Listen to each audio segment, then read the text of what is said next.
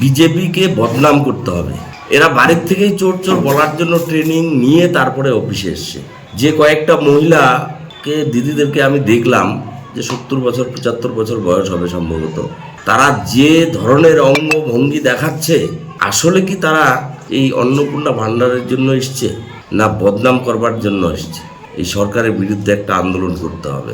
তবে এই বিজেপি সরকার আপনাদেরকে বলছে, আপনারা সংযত হন।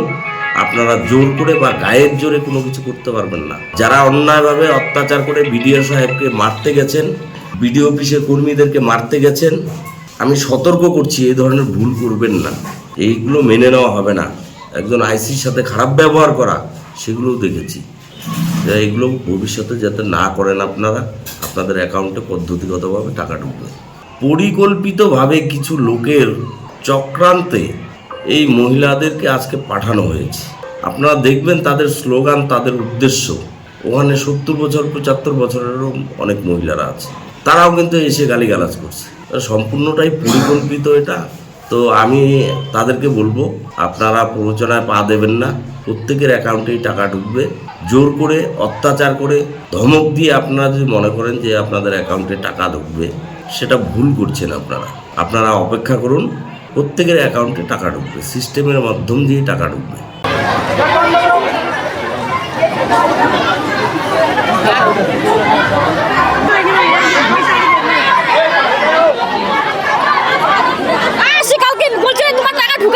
আর মোবাইলে দেখছি টাকা, আমার সাবজেক্টেও হয়নি টাকা। আমরা কি কুকুর নাকি? বারবার আসবো বারবার যাবো, আমাদের কাজ করবো না নাকি? টাকা ঢুকছে না কেন? ফাটা পুকুরে বাড়ি আমাদের।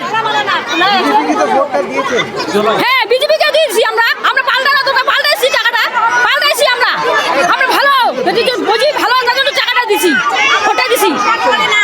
আমি স্বামী চিকিৎসা করবো না, আমরা খাবো না কি করবো? আমাদের পয়সা করে কিচ্ছু নাই। আমার স্বামী অসুস্থ, সে পয়সা পাই না। আমাদের কি দুঃখ তো আমি জানি। আজ আমি 100 টাকা দিয়ে ভাড়া দিয়ে আসলাম, ওই 100 টাকা হলে আমাদের সংসারের হয়, সে সংসারে খুলাই দিয়ে আমি বিডিও অফিসে আসলাম, তাও আমাদের পয়সাটা উঠলো না।